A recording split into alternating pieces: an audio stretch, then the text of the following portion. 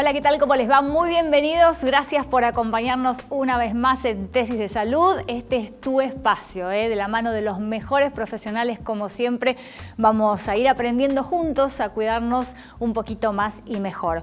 Hoy vamos a estar hablando de alta miopía y también de la presbicia y qué correcciones o qué soluciones puede haber. Te lo vamos a contar hoy aquí en Tesis. Y también vamos a estar con un especialista en diabetes para todo lo que tenés que saber en este sentido. Y estamos con nuestros médicos preferidos, el doctor Alac, el doctor Dovidio. ¿Cómo les va? Bien, muy bien. Bueno, y también tienen sus temas para hoy, para compartir con todos nosotros. ¿De qué vamos a hablar, Doc? Sí, nosotros vamos a hablar de la vida después del infarto. No después de la muerte. No.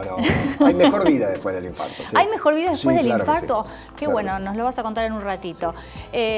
Doc, algo que tiene que ver con Del cuerpo al espíritu, ¿no? Uno de los tantos libros del doctor Rogelio Dovidio. El significado holístico de las enfermedades del cuello.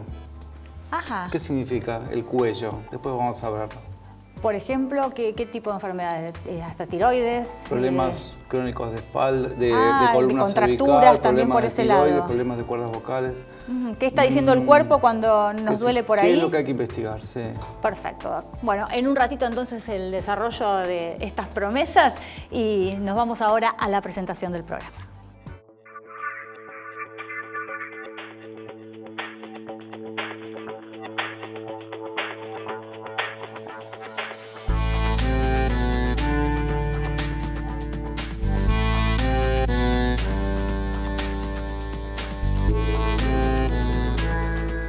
El doctor Germán Bianchi es médico oftalmólogo, vino muy bien acompañado. Así es. ¿Qué tal, Doc? ¿Qué ¿Bien? tal? Mucho gusto, Paula, un gusto estar acá. Bueno, y prometemos hablar de alta miopía.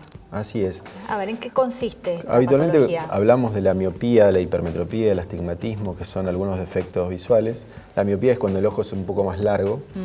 Y cuando tenemos más de 6 u 8 dioptrías, depende del autor, lo llamamos alta miopía. ¿Y por qué lo llamamos alta miopía? Porque muchas veces se ve dificultada la cirugía habitual para corregir esas miopías que se talla sobre este tejido que vendría a ser la córnea, ¿sí?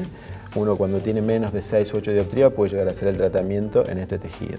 Ahora, cuando hay más de esa graduación, ya tenemos que optar por otro tipo de cirugías, que se vienen haciendo ya desde hace tiempo, colocando lentes de contacto intraoculares para corregir esa graduación. ¿Dónde van esos lentes?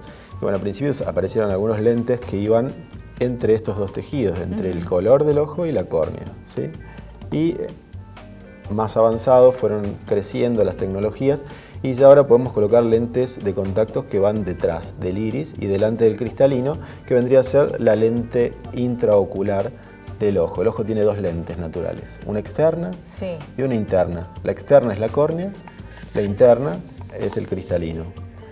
Entre el iris, que es el color del ojo, y esta lente interna iría esa lente que corrige la alta miopía, cuando tenemos más de 6 u 8 dioptrías. ¿Y esa lente puede quedar allí de por vida? ¿Hay que recambiarla? Esa lente tiene ese beneficio que la cirugía es reversible, se puede sacar. Ajá. Incluso cuando aparece la catarata, que es la opacidad de la lente interna del cristalino, se saca esa lente, se saca la catarata y se coloca otra lente nueva. Así que eso es lo bueno. ¿Y uno recupera la visión total? Los pacientes que son miopes a veces no tienen la visión total, pero recuperan habitualmente en un 80-90% de la visión que ellos pueden lograr con sus ojos, ¿no? Porque los ojos miopes a veces no pueden lograr el 100%, a veces logran el 80%, a veces el 60%, el 70%, pero se logra esa cantidad de visión. Y lo más importante que se logra es la independencia en la vida diaria, ¿no? El poder meterse al mar, a la pileta, hacer actividades que son habituales para el que no tiene problemas en la vista y que eso le resulta, digamos, muy beneficioso. Pero lo más importante en esto siempre son los controles preoperatorios. Evaluar bien cómo están los diferentes tejidos, porque uno tiene que colocar una lente, entonces tiene que investigar el espacio que tenés dentro del ojo para colocar esa lente. Cómo están el otro tejido, que es la córnea, cómo está el cristalino, cómo está la mácula, la retina, porque un ojo miope es un ojo muy largo, ¿sí? O más largo, una alta miopía es más largo, entonces tenés que investigarlo de punta a punta para poder hacer la cirugía. ¿Existe una solución quirúrgica para la presbicia? Hoy por hoy existen cirugías que se pueden realizar para la presbicia. Una de las cirugías que primero se diseñaron para la presbicia es cuando aparece la catarata, o sea, la opacidad de la lente intraocular, del cristalino, la lente natural, cuando se pone opaca se saca y se la reemplaza por una lente multifocal, bifocal, trifocal, para poder enfocar las imágenes tanto de lejos como cerca. Y ahí corregimos miopías, hipermetropías, astigmatismos.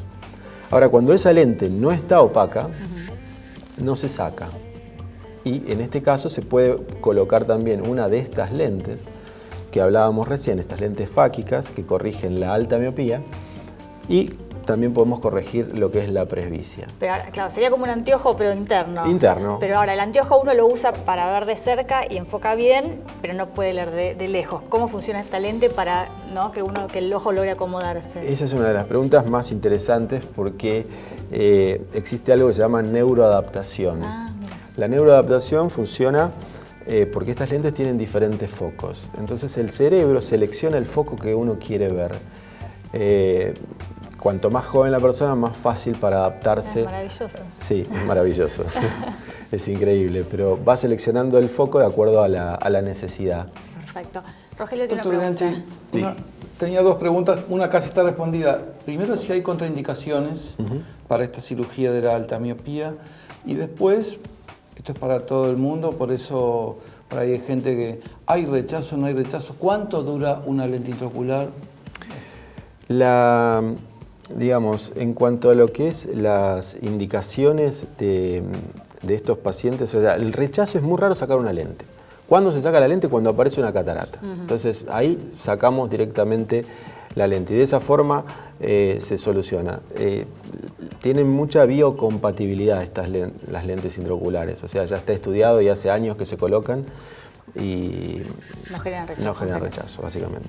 Bueno, contraindicaciones, pacientes que tengan diabetes, glaucoma, alguna patología en la retina, alguna alteración en la córnea, que es la otra lente.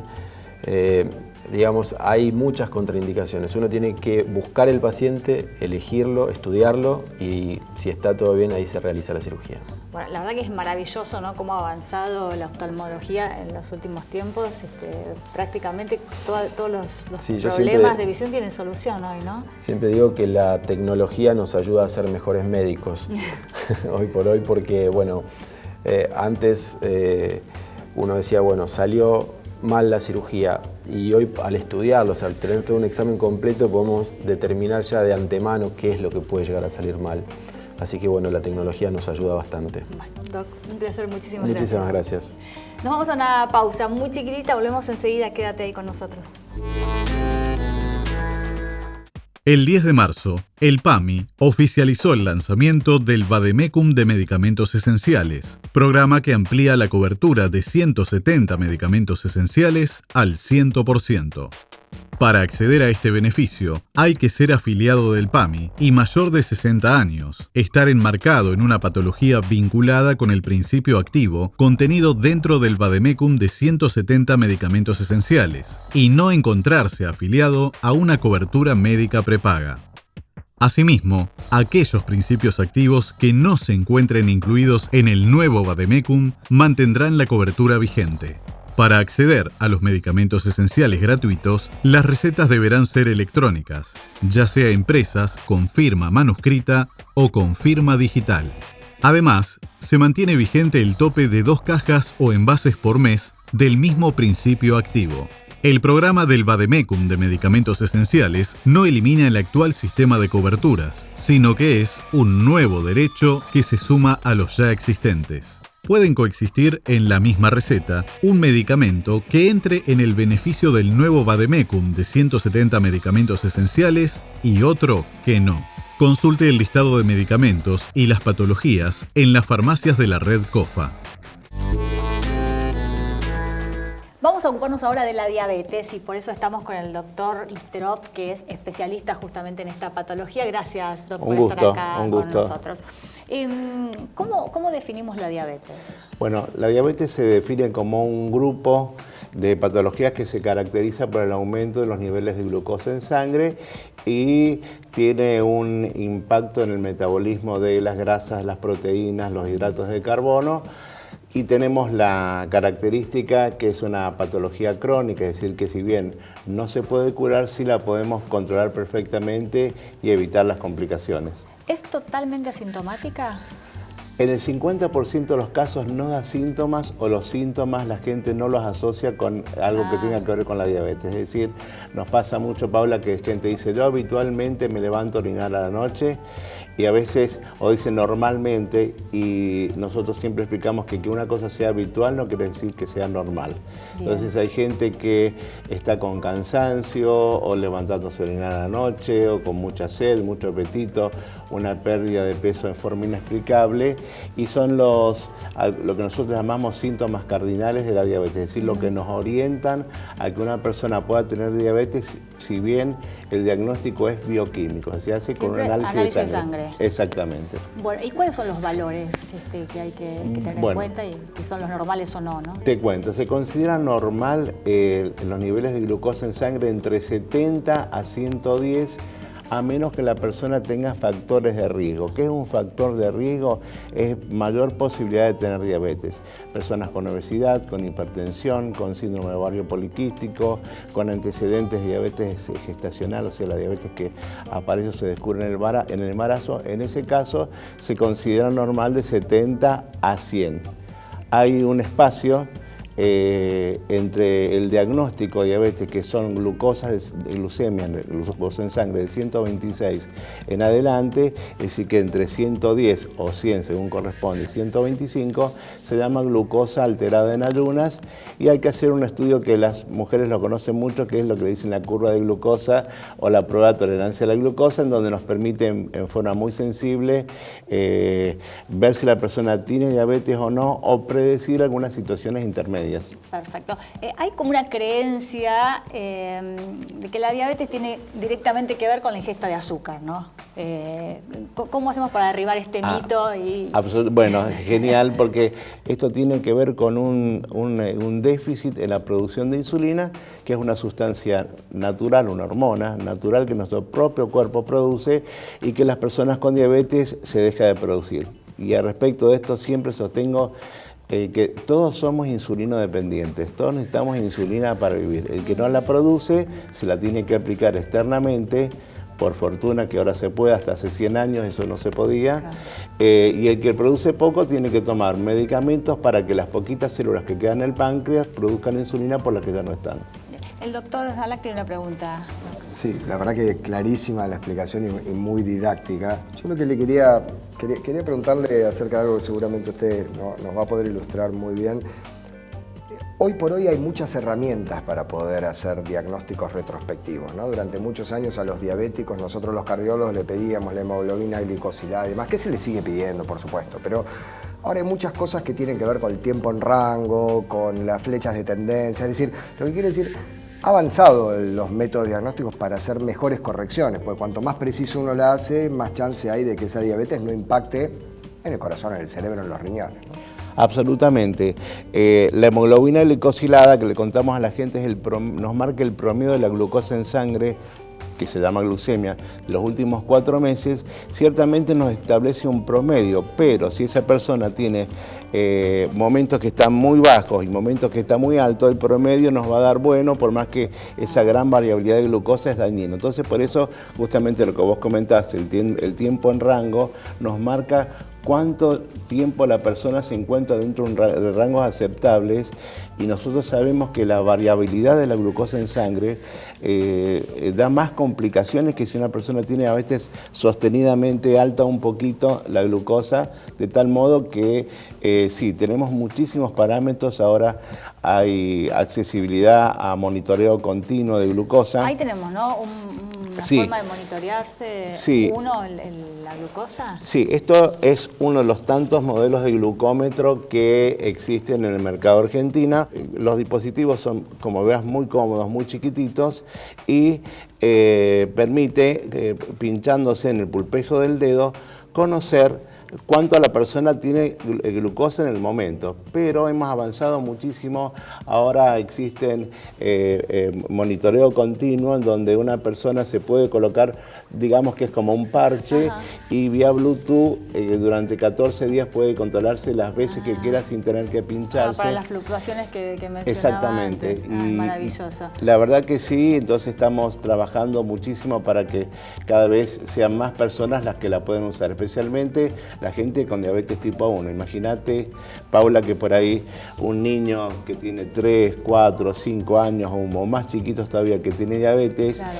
El papá o la mamá a la noche, en vez de tener que pinchar el dedito, le acerca vía Bluetooth y puede saber los valores de glucemia que tiene. Es un pico de diabetes, claro, impresionante. Así que tenemos adelantos realmente enormes. Vamos a quedarnos con ese mensaje que me encantó. Muchísimas gracias por Muchísimas haber gracias. venido. Y me voy ahora con Rogelio. Tengo como un problemita por acá, a ver qué me estaría pasando. Bueno, lo primero, diagnóstico médico, ¿qué te pasa? Si son problemas cervicales, hernia de disco, rectificación. Normalmente el cuello tiene una curvatura hacia, bueno, depende cómo se vea, es curvado hacia adelante. La gente muy estresada se rectifica completamente como si hubieran puesto una vara en la columna. Pues a veces se llama envaramiento porque la columna está absolutamente rígida y llega al extremo a veces de curvar al revés, la inversión de la curvatura normal de la columna cervical. O los problemas de tiroides, o los problemas de las cuerdas vocales crónicos. Todo esto, por supuesto, lleva a un tratamiento médico convencional y después, si la persona quiere investigar un poquito más y ver cómo, porque a veces eso se cronifica y por más tratamiento, relajantes musculares, analgésicos que tome para el dolor del cuello, la gente se pasa años con contractura cervical sin curarse. Porque no se investiga el origen. Exactamente. Entonces, ¿qué significado tiene el cuello a nivel integral? Cuando se siente un paciente frente a mí con un problema crónico de cuello, empezamos a investigar. Simbólicamente, si los pensamientos están en la cabeza, simbólicamente, para transformarse en acción tienen que pasar por el cuello e ir a las manos o a los pies, pero la acción la tiene el cuerpo, el pensamiento lo tiene la cabeza. A la inversa, todo lo que yo siento, ya sea como sensaciones o sentimientos, tiene que llegar a la cabeza para hacerse consciente. O sea que tiene que pasar a través de todo mi cuerpo y pasar por el cuello. Si yo quiero poner un lugar de control ideal, una aduana, ya sea de lo que pienso para que se transforme en acción o de lo que estoy sintiendo para que se haga o no consciente, el lugar ideal es el cuello. El cuello, entonces, una de las palabras para investigar en el cuello es el control. Nosotros vivimos controlando. La gente exigente controla. La gente suspicaz no confía en el otro y entonces controla. Y entonces esa gente empieza a contracturarse el cuello, la columna cervical, empieza a tener problemas crónicos. Puede tener problemas crónicos de fonación, o sea, de las cuerdas vocales, o de tiroides. Entonces, muchas veces, si es una contractura y pasó, pasó, pero si es una contractura que se mantiene a lo largo de años, hay que investigar esto. Para sanar un problema crónico de este tipo, hay que sanar el control. A ver, un ejercicio práctico para que nos llevemos y lo tratemos de hacer para personas que tienen este tipo de... Para los suspicaces, hay dos maneras de delegar, solo dos, como los modos del teléfono. Hay un modo cadete y un modo gerente. El modo cadete es, vení, mira, vas a ir a pagar esto, te vas a tomar tal subte, Sigue siendo control. Por eso, el modo cadete es controlando todo. Vas a tardar tanto, vas a volver y me vas a traer lo que pagaste, todo esto, la tarjeta sube, todo esto. Entonces, yo no lo dejo nada al libre albedrío del cadete, le controlo todo. La otra forma de delegar es modo gerente. Es decir, mira, hay que hacer tal tarea, te doy 15 días, listo, a los 15 días vení y reportame. Esto lo podemos hacer con nuestros amigos. ¿Cómo delego yo en mi casa, con mis hijos, con mis amigos, con mi mujer, con mi marido? ¿Cómo delego? ¿Modo cadete o modo gerente? Y si es modo cadete, empezá a delegar modo gerente. Empezá a soltar el control. Al principio te va a costar un montón. Pero esto es una costumbre. O sea, nadie nace controlando. Esto no es parte de la estructura de la personalidad. Eso es un aprendizaje, es una costumbre. Se puede cambiar. Bueno, y podemos empezar por analizarnos, autoanalizarnos y ver en qué modo estamos. Modo gerente. En qué modo estamos. Muchas gracias, un placer. Bueno, momento de irme para la farmacia. A ver si puedo comprar algo que me haga dejar de controlar. Vamos, acompáñame. Y después de la visita al oftalmólogo vengo a la farmacia, Juli, para consultarte sobre lentes de contacto. ¿Qué tipo de cuidados hay que tener con ellos? Bueno, primero hay algo que debemos saber. Con la llegada incluso de la cirugía oftalmológica, los lentes de contacto siguen siendo protagonistas porque van a reemplazar los lentes. Pero no cualquiera puede usar un lente de contacto. Las personas que son más susceptibles a tener infecciones oftalmológicas, personas con el ojo seco o que son muy alérgicas, personas que trabajan en ambientes con mucho polvo, o simplemente va a haber personas que no se van a poder adaptar o no van a disponer el tiempo de utilizarlos. Ahora bien, respondiendo a tu pregunta, como farmacéutica, ¿qué consejos podemos dar para el cuidado de las lentes de contacto? Primero, antes de dormir nos debemos quitar las lentes de contacto.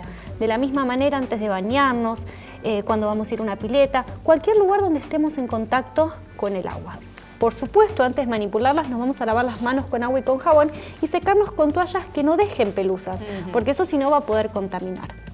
Después pasamos a lo que es la limpieza y la mantención de las lentes de contacto. Hay un líquido especial, ¿no? Exactamente. Hay un líquido especial que se llama, que es un líquido estéril, una solución multipropósito para lentes de contacto blanca. ¿Qué cosas no hay que hacer? Ni humedecerlos con la saliva, que aunque no creas es una cosa que pasa frecuentemente. No utilizar agua de canilla, soluciones salinas caseras. Muchas veces uno va a la farmacia y compra cualquier gota oftálmica, lubricante, pensando que con eso puede mantener la lente de contacto. Por supuesto que no. Y en cuanto a este envase, este multipropósito, que es esta solución, por supuesto debemos renovar su utilización cada vez que nos vamos a poner lente de contacto. El frasquito que vamos a utilizar para guardar las lentes tiene que estar limpio. Y también uno estar dispuesto a que en determinado momento quizás necesitemos dejar de utilizar el lente de contacto. Y por supuesto, algo fundamental que siempre repetimos, no tenemos que automedicarnos en lo que son las gotas oftálmicas. Si uno está usando lente de contacto no se puede poner cualquier gota, siempre tiene que consultar.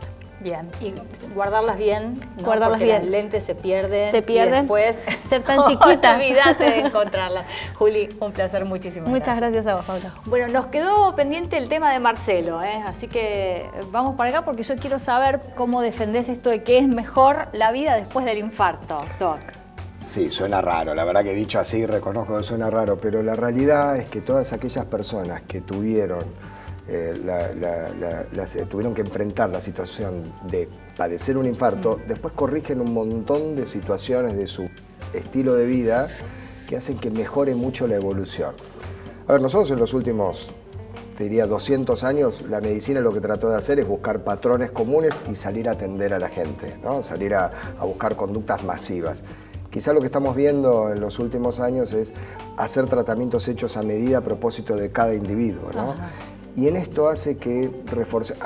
Te doy un ejemplo de esto. Por ejemplo, hace 40, 50 años no existían las unidades coronarias. No son de toda la vida. Claro. Cuando aparecieron las unidades coronarias, la mortalidad en infarto bajó de 3 de cada 10, 30%, un montón, a 10 de cada 100.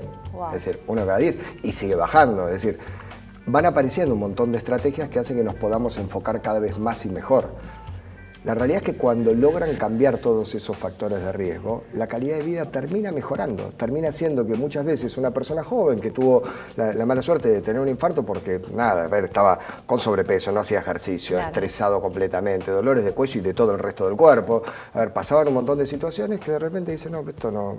si esto me llevó hasta acá, hay cosas que tengo que cambiar. Bueno, es tomar conciencia a la fuerza. Mejor sí, es tomar conciencia estamos de acuerdo, sin que suceda un infarto. Estamos ¿no? de acuerdo, pero... Hay una cosa que es real. Antes la gente, vos les mencionabas, el infortunio de tener un infarto y enseguida tenía esa sensación de es lo más cercano a la muerte. Para nada. Hoy nada más alejado de la realidad. Nada más alejado. Vuelvo al ejemplo de las no unidades coronarias hace 40, 50 años. Antes, cuando una persona tenía un infarto, la recomendación era que la persona se quedara acostada durante 6 meses en la casa. Claro. Hoy nada que ver, al contrario. Ahora, invadimos rápido. Ya en algún momento lo hemos charlado, pero me parece interesante esto. Se ha minimizado tanto el tema del infarto, digo, porque las soluciones ahora son mucho más simples, fáciles, incluso uno casi hace vida normal después de una cirugía, de un stent, ¿no? Etcétera. ¿No se le ha perdido respeto también un poco por todo esto? Eso que estás diciendo es muy interesante, porque a nosotros en intervencionismo nos ocurrió que una persona, vos le terminaste de hacer una angioplastía, me acuerdo que bueno, fue rapidísimo, salió todo como tenía que salir perfecto, de libro, salió todo genial. Y el día que le vamos a dar el alta, al día siguiente, a la mañana siguiente, habíamos terminado la tarde, a la mañana siguiente se estaba yendo de alta, el hombre casi como a la pasada me dice, bueno, lo veo en el próximo service. Entonces digo, no, espere, venga para acá. Sentémonos y volvamos. Yo dije, no entendió lo que pasó. Es decir, la persona puede tener un inconveniente cardiovascular, la enfermedad cardiovascular te puede matar, pero hay que hacer un montón de correcciones para que eso no ocurra. Digo, tampoco hay que pasarse del otro lado y hay que concientizarlo bien con el paciente. Me convenciste. Muchísimas gracias y gracias a vos por estar ahí siempre acompañándonos del otro lado. Llegamos al final, pero por hoy nos reencontramos la próxima semana, como siempre, para proponerte nuevas formas de cuidarnos más y mejor.